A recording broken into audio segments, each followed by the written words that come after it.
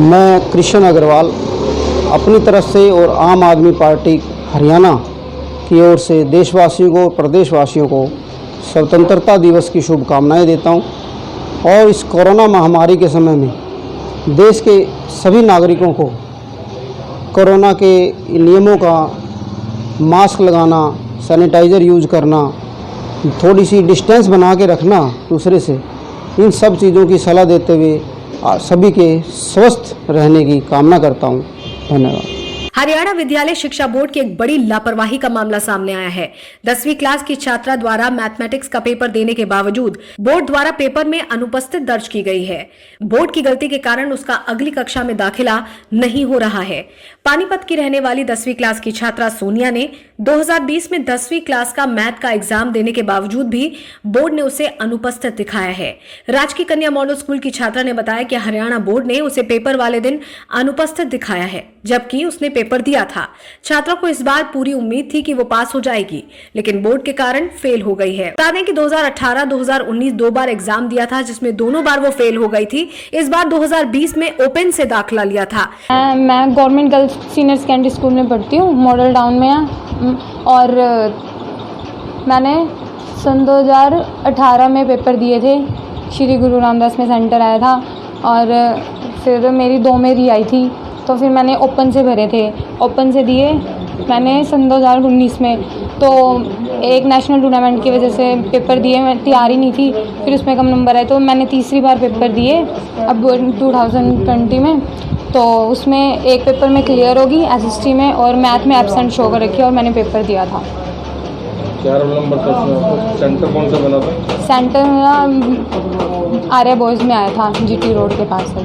तो फिर इसके बारे में आपने शिकायत की थी किसी को? क्या क्या करते थे? हाँ जी, मैंने भिवानी बोर्ड में भी मतलब कॉल की थी।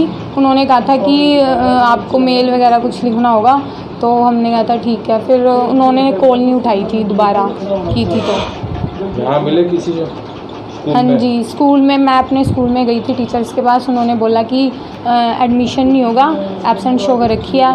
तो जब तक एब्सेंट शो मतलब ये हटेगी नहीं, इस पर कुछ भी अगर फेल वगैरह लिखा आएगा और नंबर आएंगे तभी एडमिशन होगा, उसके बिना एडमिशन नहीं होगा। कौन सी क्लास का एग्ज़ाम दिया था आपने? हाँ जी, कौन सी क्लास का एग्ज़ाम दिया था आपने? मैंने 10th क्लास का एग्ज़ाम दिया था। छात्रा की मां दया रानी ने कहा कि बेटी ने कड़ी मेहनत की थी और ट्यूशन भी लगाई थी और उसके पास होने की पूरी उम्मीद थी, लेकिन बोर्ड ने अनुपस्थित दिखाकर उसे फेल कर दिया है।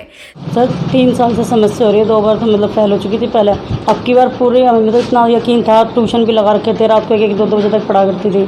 मैथ का भी ट्यूशन लगा रखा था, और इतनी पढ़ाई करने के बाद भी अब की बार तो मेरे को पूरा यकीन था मेरी बेटी को खुद कि भाई मेरे पेपर में अच्छे नंबर आएंगे, और एब्सेंट शो दिखा दी इसकी मैथ में। और मैथ का पेपर है जिसमें दे के आई है, सब साइन वगैरह सब पूरे हो रहे हैं इसके। तो शिकायत किया आपने किसी?